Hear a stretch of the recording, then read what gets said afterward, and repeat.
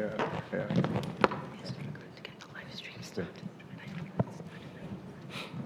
So must I just start? Okay. It is, yeah. It should be. Good morning, colleagues. To everybody in the room. Morning.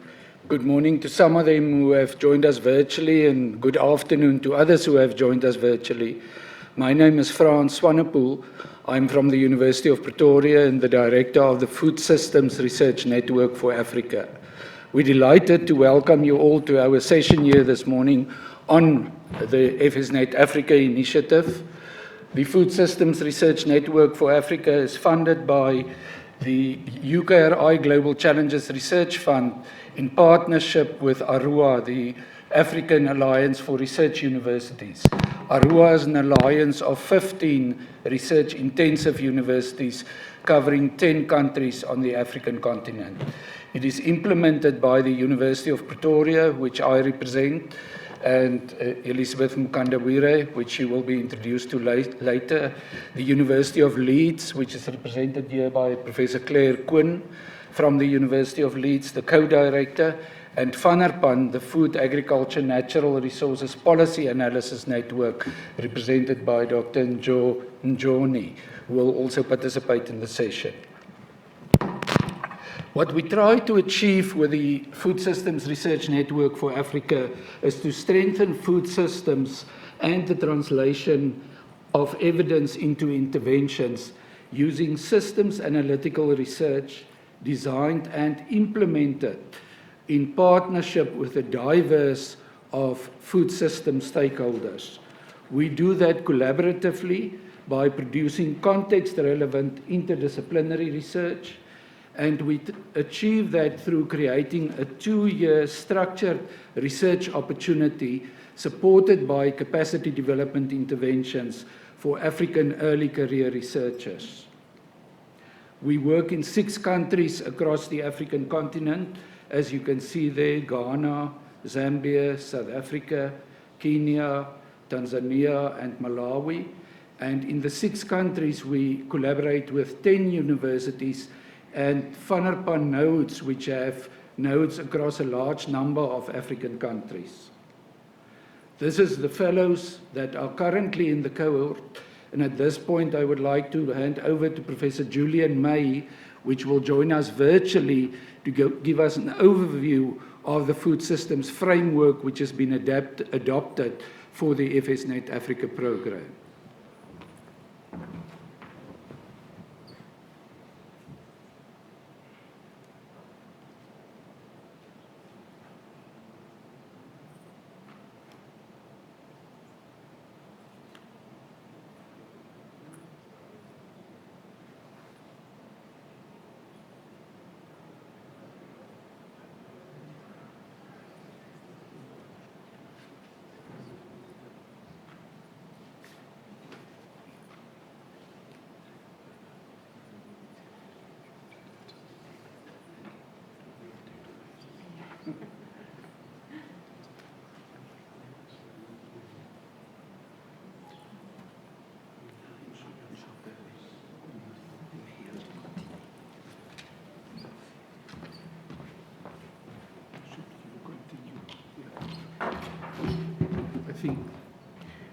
So I think perhaps while we're waiting for Julian to get connected, I can just take over for the next slot. So I'm Dr. Elizabeth Mukandawire, and as Frans mentioned, I'm from the University of Pretoria.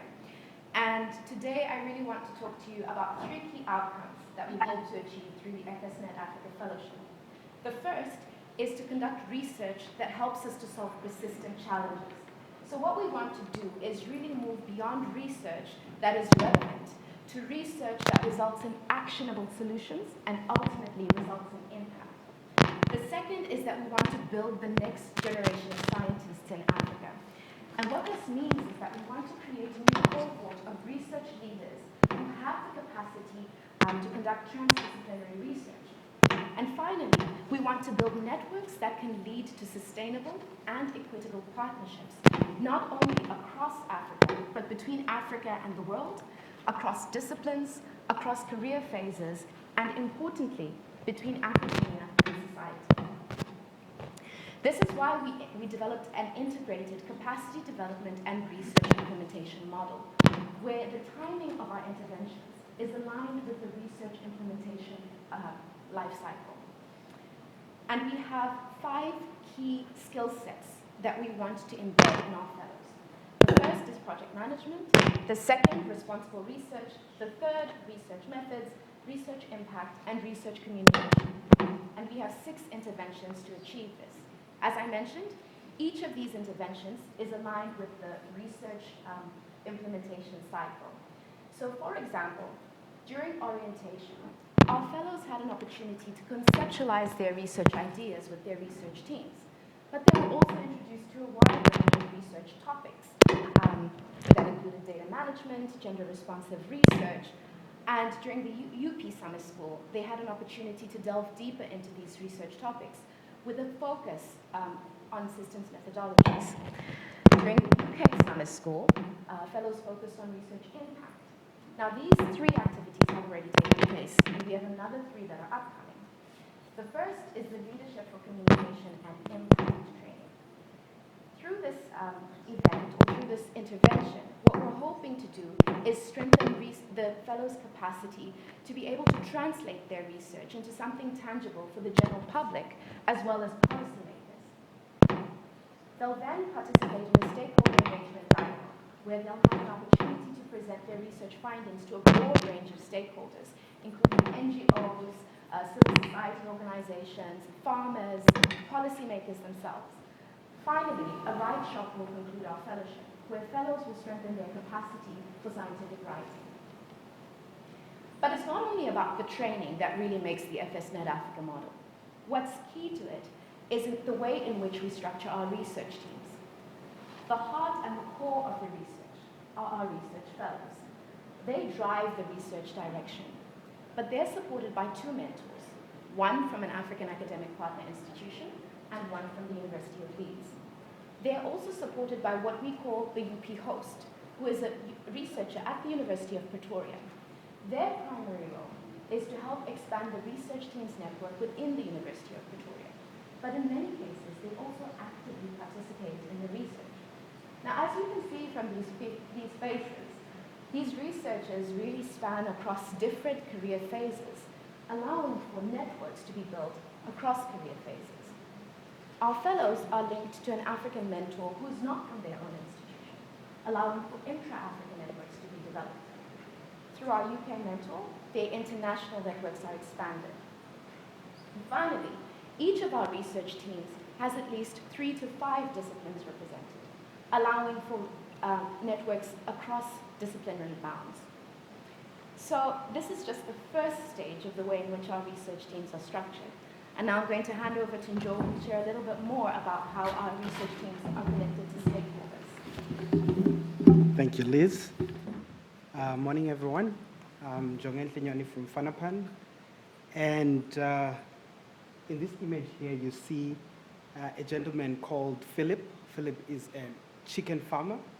He produces chicken as a business, and part of his business, he wants to support the community, particularly young girls and boys, adolescent stage, who need support in terms of generating income so that they don't get into other situations that require finances.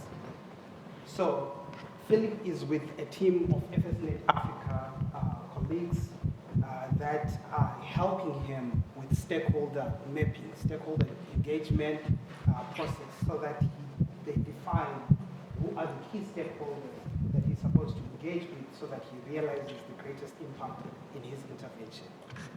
Stakeholder engagement is a defining feature of transdisciplinary research. And while research that is relevant to development has gained great momentum and great traction, the idea of engaging stakeholders effectively in research has not yet entrenched in our ways of doing things. We still need to do better in terms of understanding how to effectively engage with key stakeholders, especially if we want to realize the greatest impact in our research. And so in our research life cycle, we have embedded the idea of stakeholder engagement from conceptualization, as Liz mentioned, all the way to application of results. So that stakeholders are not just passive recipient of research or evidence that we generate, but they are part and parcel of the conceptualization, implementation of the project ideas, as well as realizing the results that we want. And so FNET then plays an important role in linking the researchers with the stakeholders on the ground. FNET is a network of networks with well-established multi-sectoral nodes in each of the countries that we work in, and these nodes are responsible for linking the researchers with the key stakeholders on the ground. And the idea is that once they are linked, the researchers are able to engage directly with the stakeholders on the ground. But the idea of engaging stakeholders, though we may agree that is a very important one in the way that we're supposed to conduct our research, it presents many challenges, and it's difficult sometimes to operationalize. And that's where then we need to take deliberate effort to encourage researchers to break from their mold of originally doing things, traditionally doing things just in silos and isolation, to engaging effectively with key stakeholders. And on that note, let me hand over to our two mentors, and we've got two fellows from our project that will give us perspectives on how they've engaged. So the first one to come to the floor is Claire Quinn from the University of Leeds, and she'll be followed by Sarah Gondwe, who will join us virtually. And she's from Lilongwe University of Agriculture and Natural Resources in Malawi. Then we also have Dr. Gloria Sophie from the University of Ghana. And finally, we'll have Dr. Innocencia John, who is also a fellow. Claire, over to you. Okay. Thank you, Njo. Good morning, everybody. My name is Professor Claire Quinn, and I'm from the University of Leeds. And as has been mentioned, I'm co-director of FSNet-Africa, but I'm also a mentor on the programme. And I have a fellow who's based at Luana University in Malawi. And I was actually there at the beginning of last week visiting my fellow. So I had 12 hours sleep last night because I just came from South Africa. And I think, so a couple of the things that I wanted to reflect on as a mentor is that although I'm much more progressed in terms of my career, I still want to network and build partnerships and build relationships with colleagues, not just in the UK, but around the world. And so acting as a mentor for one of our fellows gives me that opportunity to connect into a network of researchers working on the ground in Malawi, but also elsewhere on the African continent. And I see my role as a more senior academic as providing a connection into wider networks, global networks for that fellow. I make connections for him out into researchers around the world who are doing work looking at similar issues that he is looking at on the ground in Malawi. So hopefully those connections work in two ways. And so there are benefits for me as a mentor, but there are also benefits for him as a fellow. And I hope that what we're doing is building a long-term relationship. And that counts not just for the mentor-fellow relationship, but all of the relationships that we're building between individuals and institutions within FSNet Africa. My experience is that relationships take time and they take work, and they take repeated and ongoing interactions in order to build trust and to build relationships that work in terms of research, and particularly research into impact and practice. And so that's what we're trying to do at all levels within FSNet Africa. And we're thinking about not just FSNet-Africa and these 3 years under which we have funding for this project, but also where we go next, how we scale up and how we scale out from the work that we're doing. At the moment, we're looking at our early career fellows. So these are researchers who are in the early stages of their career post-PhD. But actually what we need is a pipeline. We need to be providing opportunities for PhD into these postdoc and early career positions and onwards into research. Because what we need to do is build capacity for research at all of those stages. Sometimes we have good experience of doing things at PhD level, but then when our colleagues go back to the continent and go into academic posts, they're overwhelmed by teaching and they can't build their research careers. That's what FSNet Africa is trying to do. But we have to think about each stage in that process. So transferability is one of those really kind of key things that we're thinking about both now and into the future, how we scale across the career path from FSNet Africa, but also potentially how we scale out. At the moment, we're working in only 6 countries, and the opportunity may well be there to think about how we go beyond those 6 countries to do something broader. So that's just a little bit of a reflection from my experience as co-director, but also as a mentor. So hopefully I'm handing over to Sarah, who should be online, or are we going to go to in the room first? Okay, Gloria, over to you.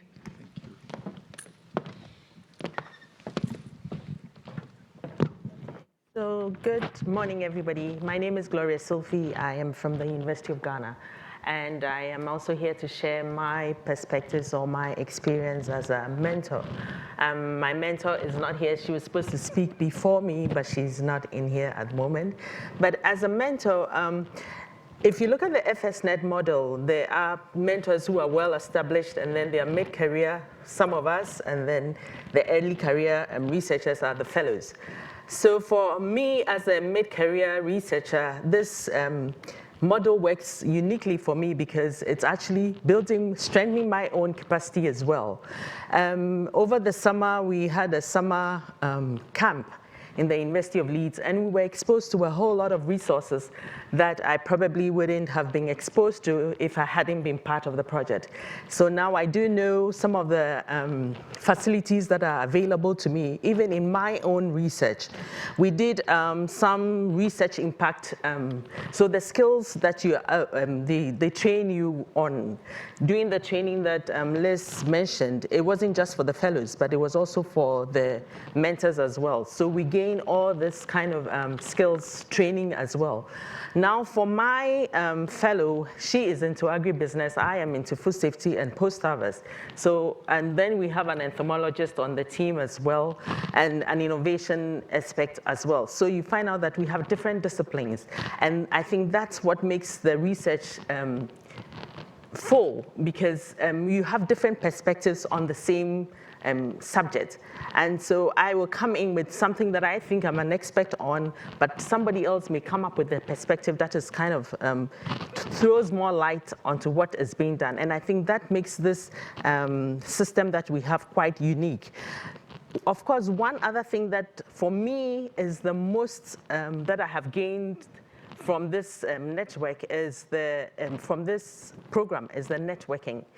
It's been phenomenal, actually, I would say, because even in my own country as Ghana, I have built networks that I actually didn't know that were there. I have networks in other universities because there are other universities on the program that I wasn't relating with before the program. Currently, I have networks with, I think, over 10 universities in Africa, and then of course FSNet as well, and also with FANAPAN. And the networks are quite, it's quite, a lot of work goes into what is being done there. We have FANAPAN, which shares a lot more into all the stakeholder engagements. Someone was just telling us about how she managed to train somebody, even from the stakeholder engagements that we had as a training. So this model, I think, is quite phenomenal. The skills that you learn, the networking that you build, for me, has been very, very beneficial. And I think that's what makes this project what I think needs to be skilled out for others to also benefit from it. Thank you.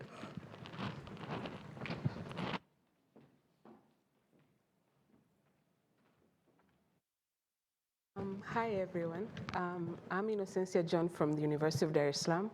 I'm a researcher and I'm also a fellow. So the FSNet fellowship has been very beneficial to me. So we have a lot of trainings. The trainings have helped me to actually get skills that I've actually been able to actually apply. So we get trainings and then we write research proposals that actually help us to conduct our own research as the principal investigator with the mentorship from my two mentors. So I have two mentors. One is Professor Diana Holt from University of Leeds, and then I have my African mentor, Dr. Cheven Konde from University of Zambia, and my UP host, Coletta. So the team itself, we are made up of people from different disciplines. I'm an economist and a statistician by background. I work with people from the business, entrepreneurship. We have people from education, extension education, and then agricultural economists. So you can see the diversity within the group. It has actually helped us to actually shape our research project, and me as a fellow and an early career researcher, it has actually helped me also to be able to apply for research funding that will start off next year in 2023. So using the food systems thinking, I've also managed to actually teach my students at the University of Dar es Salaam, and I've also been able to train people using the trainings that I've obtained, even engage more with stakeholders. I've managed to, train someone using the quadrants, the stakeholder engagement training that I obtained from FSNet, and actually help someone to actually land on a job. So you can see the impact that I've actually obtained through the fellowship, things that are actually visual. And apart from just being a fellow within FSNet, FSNet actually helps you to actually go beyond just being involved, where they build up relationships and actually help you to actually attend different conferences and even able to attend the World Food Prize event. So you can actually see the benefit that the fellowship has had. We have built collaborations with people within the network and outside the network. It has helped me to collaborate and build my confidence to actually work with more people that I never used to be able to do that. So the relationship that is built, the training that we get, the collaborations that we obtain, it's so wonderful that you see the impact and how you can compare the way the system works with other. And then how to structure my research work using a systems thinking. That has actually built and has actually had a very huge impact on how I structure my research projects and how I actually think of the different ideas and how one research output links with another in trying to actually structure through a systems thinking. So the fellowship has actually been a great opportunity for me, not to myself, even to my junior staffs, to my students, and it has brought a very huge impact to myself and to my institution. Thank you so much. Are we good to go for the two virtual? Sarah, the fellow from Luanar, Lilongwe University for Agriculture and Natural Resources first, and then we will conclude virtually with Professor Julian May, the UNESCO chair in the African food system, just to give us the framework before we go into the conversation. Thank you. They've got Julian on now. Okay, so we go with Julian, Professor Julian May. As I said, he is the director of the National Center of Excellence in South Africa for Food Security, but also the UNESCO chair in the African food system. Thank you very much, Julian. Over to you.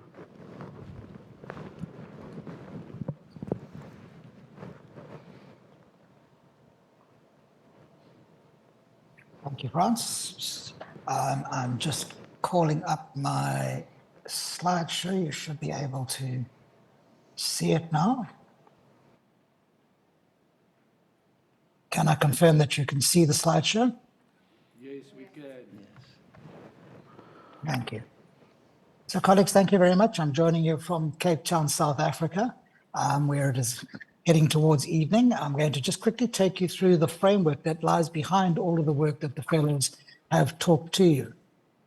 We started this last year as we prepared for the selection of the FSNet fellows to ensure that each fellow is embedded in a systems approach, that there is a common approach that everyone is using, and that we adequately cover all of the issues. To do that, we conducted a literature review on the different food system conceptual frameworks that are available internationally.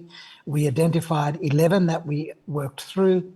Our concerns and the priorities for selecting these frameworks was, does it include a multidimensional outcome? How does it define and discuss the drivers of change? How are the internal components of the food system analyzed? And we were looking particularly for a way in which we can identify the different actors. How do we detail interactions between the components? How do we define the feedbacks and feed forwards of the different components? The trade-offs and how those are analyzed, and ultimately, is this framework geared for a practical application? Because an important goal of the FSNet program is that we achieve some impact on the policy world. In choosing the framework, we also needed to think through, why are we trying to develop an African food system framework? Is there not perhaps simply a framework that we can use that is internationally applicable? Well, there are a couple of reasons why we would want to think about an African food system framework. The first is Africa's history, a history of colonization and underdevelopment. There are also the terms under which most African countries have been since included into the world system. They are the specific features of our value chains, the ways in which our economies are embedded in social structures, the common property rights that characterize many African countries, and the existence of decentralized social structures. All of these are changing rapidly due to urbanization and our youthful population. And there's also our future, a shared purpose of decolonization, the investments that are being carried out as part of Pan-African governance, the processes of integration of our countries and our trading regimes as we try and bring together investors, workers, farmers, and consumers, and finally, a shared vision of the challenges and opportunities that face government that is embedded in Africa's Agenda 2063.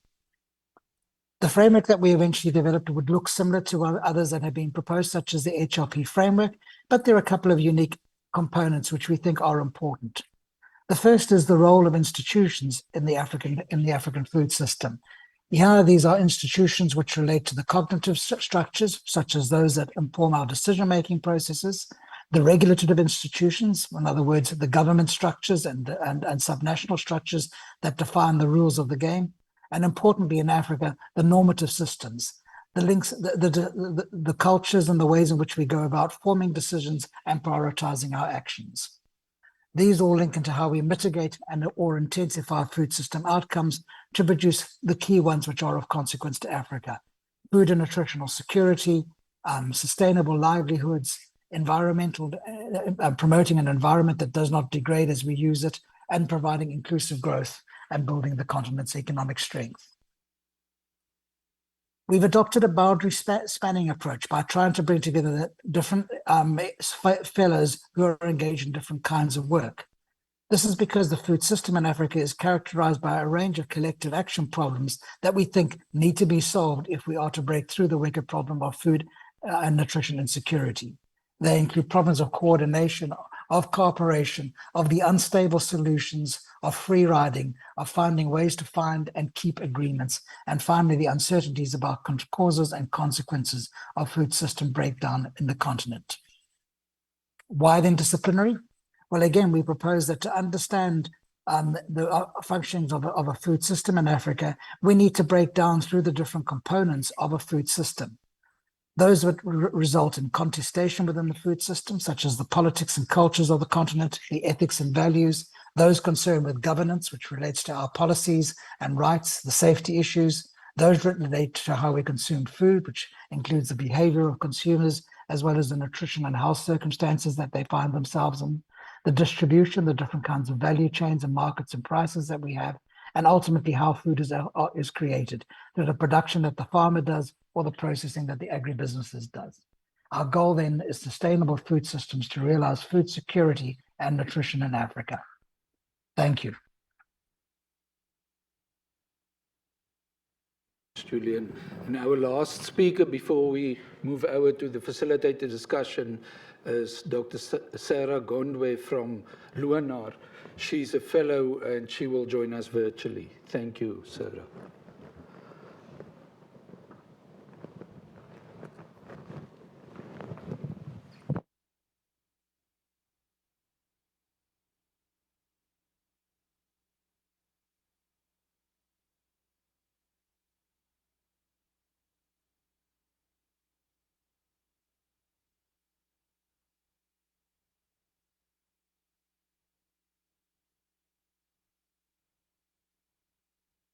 Technical problem there.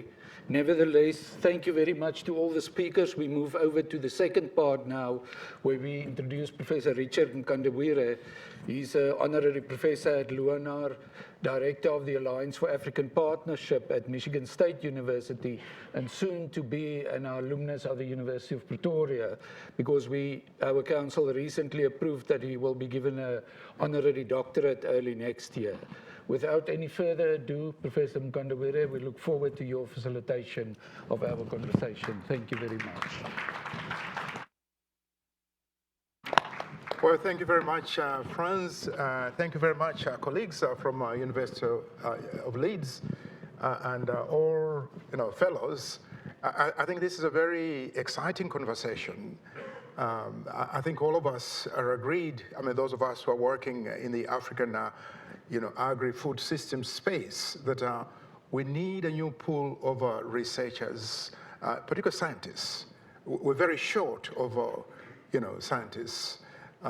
Everybody agrees, and this is why one of the concerns is that, we don't want actually, just CG systems to be driving agriculture research in Africa. We need, I think, a range of our own researchers from our own institutions to be part of that system in driving that research. And obviously, this program and the model, I think is very innovative and is refreshing, particularly again in terms of building up a North-South cooperation, providing that bridge. And now I know that University of Leeds as well as the University of Pretoria are looking into, again, looking at the US as well to find opportunities for those linkages.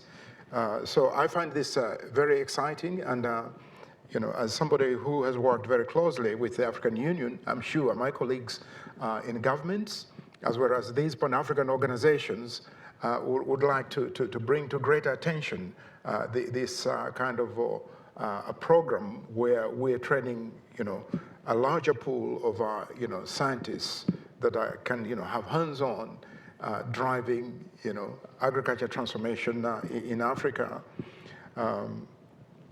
So one of the, I think, critical questions which I would like to raise, Julian, I hope you're there. I think one of the most critical challenges that we face as a continent is that we're in a constant state of shocks. Before we have recovered from one event, another one has already hit us. Is this model is this model suitable for helping us to strengthen our resilience to better respond to shocks, to food systems, and reduce the fragility of African food systems? Julian? Thanks, Richard. I would say yes. I mean, it was interesting that we were developing the model at the time of COVID, and at the time that many of us, myself included, were trying to understand what was the impact of COVID on the African food system. In fact, a paper that followed out of the report that was prepared for FSNet was published by Melody Kutsira and myself in Sustainability, which reflected exactly on this topic. What we're doing now during the course of 2022 is, together with the fellows, is monitoring how well the model is coping with the adaptation and applying it in our different research projects. The intention is then in early 2023, we will revisit the model and determine which components need to be better adjusted. But I think given its history, like I say, developed at the time of COVID, this is a model which is, it's a living model, and we are taking into account as we learn about the impact of this particular crisis on our African food system. Well, thank you very much, Julian. Let me try to Professor Quinn. You know, as a professor, you know, as a researcher, you know, sometimes, I mean, those of us who have, you know, been in that position, sometimes we assume that, you know, learning is actually, you know, one traffic. I mean, you know, you impart knowledge to young people, younger researchers, you know, and yet, you know, maybe there are also opportunities in learning from some of these younger, you know, researchers. I'm just wondering, based on your own experience, whether you have learned any lessons through your support and growth nurturing of these young researchers. Have you had any, you know, learnings? Would you have any learnings to share with us in your engagement with these young researchers? I think I would say that I probably learn all the time from these researchers that we collaborate with. I think because certainly my experience of as we go up the kind of levels in academia at university, we move further and further away from the field. And from the realities on the ground. And we do lots of meeting in these very nice meeting rooms and sitting around tables, but we spend less and less time in the field. And so I think it's hugely important as academics to stay connected with the realities of what happens on the ground. And I think my experience of working with fellows and with other early career researchers is that it keeps you connected to what happens in the field, what happens in reality. And so I think last week, that was one of the things that I was doing with my fellow Frank, was visiting his field sites, going out to the village, seeing the realities of what they grow and how they grow it, and the realities of the support that they get from organisations and so on to change and to adapt and to modify what they do in order to improve their food security. And I think that is hugely invaluable and provides insight that everybody benefits from, regardless of the career stage that you're at. No, thank you, yeah. Anastasia, you're from Tanzania, a very progressive country that is moving on economically. And universities are playing, I think, a critical role to the growth of that particular economy. We just wanted to get some insights from you as a young research fellow working in this research space, but interacting with, you know, a range of experienced researchers. You know, what lessons have you learned from this engagement with, you know, professors, researchers from, you know, as far as University of Leeds and the University of Pretoria, of course, including, I believe, MSU, where you have actually, you know, had a fellowship there before. You know, what lessons have you learned? Why is this, you know, a good model that, you know, we need to maybe upscale? Can you give us some insights from your experiences? Okay. So with this fellowship, it's the capacity building, how they train you and allow you to actually use the training that you have obtained to actually apply it in your research work. That for me is very powerful. We obtain trainings every day, and you either use it on a later date, but now you get training, like for instance in data management, and then you manage to actually apply such training on thinking on how you can actually structure your research proposal, making sure that you actually get the right data and then be able to actually use that data the best way you can, how you can handle issues like ethics and safeguarding. So you see that the way they structure, the way they also give you an opportunity.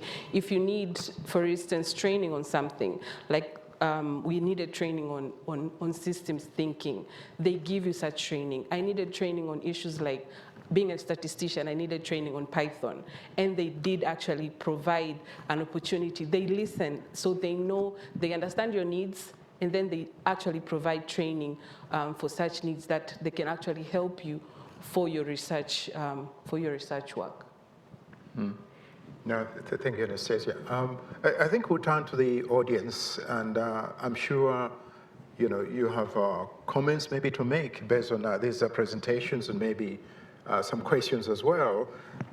We're very keen. Again, I'm saying we from the Africa side that this is a kind of model that we need to be, selling to the international community. We need to be selling to other universities. We need to explore, how best can we really,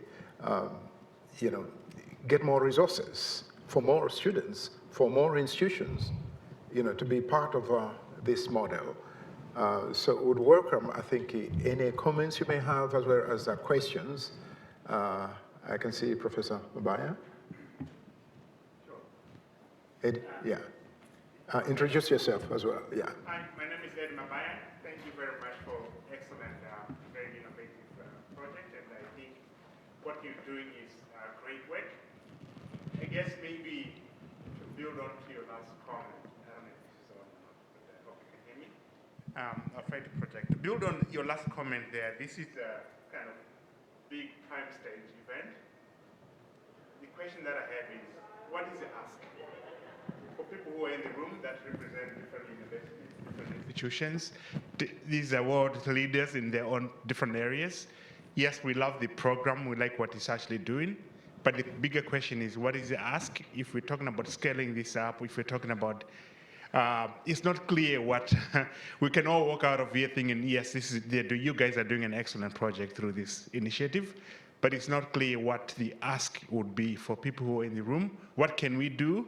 What is the call to action? Maybe I would like to hear a little bit more from the organizers, what you would want people in the room to be doing to make sure that this is either scaled up or sustained or made into bigger effort.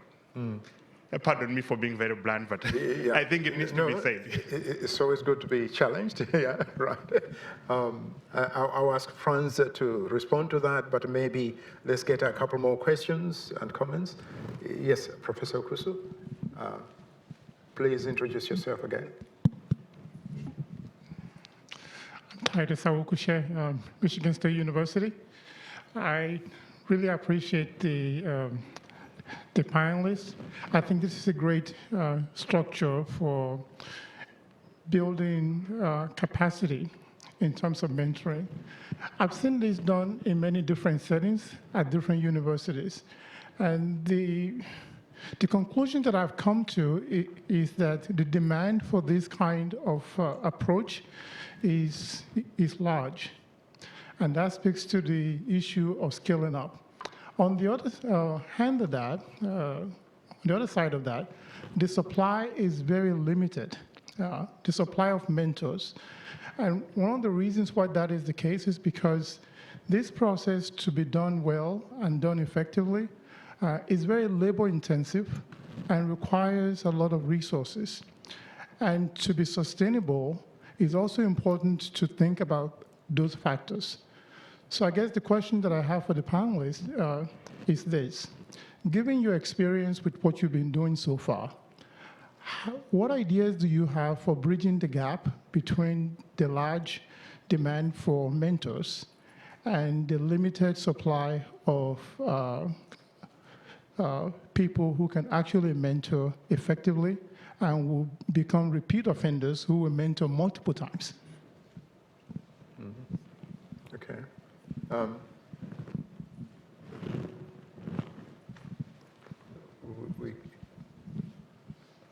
Hi, everyone. My name is Schaefer Castella, and I work with CNFA, which is an international NGO focused on agricultural market development. And one of the things that we're tasked with, or a challenge that we face, is the linkage between the research institutes, the universities, the private sector as the channel to reach farmers, and the farmers themselves. And so my question is, what can we do and how can we collaborate as international NGOs, as the private sector and the research institutes, and I think government as well, to come together in partnership and channel the excellent research that's happening at the universities across Africa, but really across the world, and channel that through the private sector out to the farmers. Okay. No, good question. I will ask, I think Dr. Nyoni, you may want to pick up that question and respond to that. You work with civil society organizations. There's that call, how best can we deepen engagement with both local as well as maybe global civil society organizations. Yeah. Karim, and then we can get back to our panelists. My name is Karim Radia. I serve as the Director of International Program in College of Agriculture and Natural Resources at Michigan State University. Thank you for the excellent session. We are engaged in capacity building program for last almost 3 decades. We have hosted more than 2,500 scholars, and 40% of those come from Africa. And one of the challenges that I would like to highlight that we find, and I would like to get some feedback, comments, is in 4 areas. We have trained a number of people, and when they do some research, they want to publish. Publication costs are very high. They are not able to publish in international peer-reviewed journal. For example, we had a Borlaug fellow who wrote 2 papers based on the work. Each of the paper was costing $1,000 for publication. The university didn't have any resources. I was able to find some funding and we did it, but that's a big challenge. Second is when they go back after training, there are no facilities, labs in some of the advanced biotechnology and other, and the scholars get frustrated and so on. The third area is sustained funding. They don't get any seed money or anything. Then they don't find job, and then they leave and go as postdocs in Europe and we lose a lot of the trained people. So I would like to hear how can we make this successful? Because training costs a lot of money, time and efforts. Mentoring is one thing. I think it's easy to find mentors. That's not a problem. But it's how do we provide that support on the ground there? I would like to hear some comments from the panel. Thank you. Yeah, a very important question, Karim. Let me turn back to the audience. Franz, I mean, I think that question, what is the ask? I mean, what do we want to take out of this conversation? Thank you very much, and thank you, Ed, and to all the others. I'm aware of a number of universities who are present in the room, including Cornell University, Michigan State Universities, and others that I might have missed. But certainly one of the things that we ask is for partnerships with the global north to assist us in expanding and scaling out this model, the FSNet-Africa model. Currently, the model is implemented by the University of Pretoria and the University of Leeds with 10 universities on the continent. Just to give you an idea of what is really the need or the requirement for doctoral education and early career researchers on the African continent. Currently in South Africa, we produce 50 PhDs per million of the population annually. Globally, any vibrant science and technology system produce between 250 and 350 PhDs per million of the population annually. In South Africa, the 50 is leading the pack on the African continent. 15 years ago, South Africa was producing 26 PhDs per million of the population, accepted PhD as key driver. 15 years later, we've doubled the number from 25, 26 to around 50. But still, you can see the need to go to 250 to become a vibrant science and technology system on the whole continent. Obviously, together with that is also the need for supervisory and mentoring capacity. We will need to work innovatively with the Global North to assist us as co-mentors, as supervisors of African graduates at the doctoral and early career level.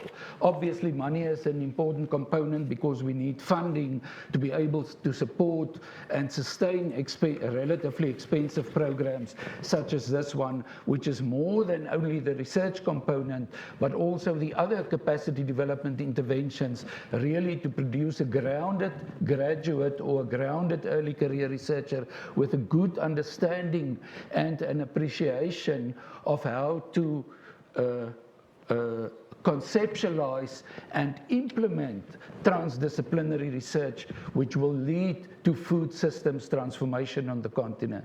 So I think that's the big need. We need the commitment, the dedication of core partners in the Global North from other universities, other countries, together with funding that we are also prepared to make contributions into, to be able to really scale this out to many more universities on the continent, and to increase the number of fellows fivefold over the next 3-4 years probably. Thank you, Richard. Claire. Thank you.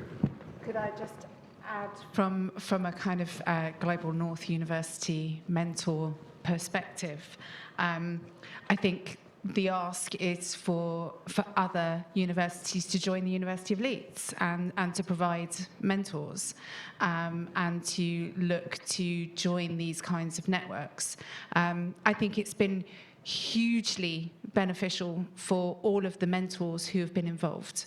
For many of them, it's been their first opportunity to collaboratively work with partners from the Global South. So it's really expanding their ways of thinking. For others of us, we have a long history of working and collaborating with partners on the continent, and so it's enabled us to kind of stretch those relationships. So I think that's a kind of key thing in terms of the ask. And as a result, the mentors will be out there. And we will be able to supply them to our fellows. I think the trickier thing will be mentors on the continent. Although I think we did quite well at recruiting mentors and we had lots of demand. But I think the key thing is we provide training for the mentors as well. There's a benefit to being a mentor. It's not just give, it's take as well. And so the mentors benefit from being involved. And I hope that our FSNet fellows who are involved now are the mentors of the future. So we're actually creating mentors on the continent as we speak, who will support the next generation and the next iterations of PhD and postdoc FSNet fellows who come through with their expertise. And finally, I just want to say that the issue of going home to their home countries and not having the equipment, the time even for many of them, I think is a critical issue. And it's why we see a missing middle, I think, on the continent, that a lot of those kind of mid-career people go elsewhere because there isn't the support that they need. And so I think that's one of the kind of critical things we need to think about when we scale up and out from FSNet, is not just early career, but also mid-career, making sure that they have the support that they need in order to build a team within their university. And there are some examples. I think Award is one of them, where they provide equipment and all of those sorts of things. But I think there's an opportunity to think about FSNet as part of a pipeline where our fellows are supported right through their careers on the continent. Right. Thank you. Would you like to respond to that? Yeah. 2 minutes. We need to conclude in 2 minutes, they say. Thank you. So thanks for your question regarding the stakeholder engagement. I think it's very critical, and that's what we want to institutionalize and make sure that we embed in our research. Ensure that we get the voice of the farmer on the ground. to inform the research agenda. And that's what we've done with FSNet-Africa, that from the onset, we get perspectives from the farmer, government officials, civil society, and all other stakeholders, including private sector, to say what is it that we need to focus on when we want to realize the impact that we want. It is helping with the reception. We have less resistance from government officials, stakeholders on the ground when we are implementing the research, because they have defined what the research should be. And I think we need to have that conversation even more. And the FNAPA nodes have been very instrumental in helping with the connections and having that conversation that we should have, which has been a missing link with our research. We develop research that is brilliant sometimes, but may not be relevant because stakeholders have not informed the research agenda. Thank you. Yeah, no, thank you very much, Dr. Nyoni. Yeah, time is not with us. Let me call upon Elizabeth maybe to give us some insights into some of the opportunities she has seen as a manager of this particular program, and also the way she sees us, moving forward with the program itself. I think there's a lot of excitement from all of us, but I think the challenge always is, what next? I mean, how best can we connect with all of you? I think there's keenness from both University of Leeds as well as University of Pretoria in taking this program forward. Elizabeth? So yeah, thank you so much. Sure, I could really talk about the model for hours, but I know we're limited on time. So some of the key opportunities that I've seen through the model is that we're really trying to strengthen the capacity of female researchers. So 80% of our cohort is actually female. And we put mechanisms in place in order to do that. So I can tell you 3 of the team members in our research, in the FSNet-Africa project management team have had children in the past 3 years of the fellowship. 3 of our fellows have had children in the course in the 3 years of the fellowship, Joe included, myself included, Innocencia included. And we've received immense amount of support from the fellowship in order to continue participating. So I want to touch on the issue of financing as well. We started this project during COVID. 2020 was when we started. We managed to make it work. And the reason we managed to make it work is because we saw the opportunities in virtual learning. So that's one way in which we can actually maximize resources, is using the virtual platforms that we have. I want to address the issue of labs and equipment and resources. I might be stealing Gloria's thunder, but as a mid-career researcher, one of the benefits she's mentioned is that she sees the equipment available. These connections, these partnerships, these networks allow her to be able to reach out to somebody at Leeds, reach out to somebody at Pretoria and say, can I come and use your facilities for a few months? That's the benefit of these networks. So I think there's huge opportunity in supporting such collaborations.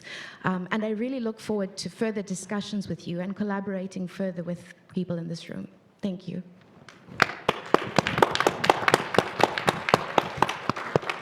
Well, thank you very much, colleagues, for coming. I don't know whether Franz would like to make a last comment, but colleagues from both University of Leeds as well as University of Pretoria are available. I'm sure you've got their emails, their contacts, and definitely this is the kind of program we'd like to see upscaled. Would like also to include South-to-South cooperation as well and explore that angle, because there's so much to be learned from the South.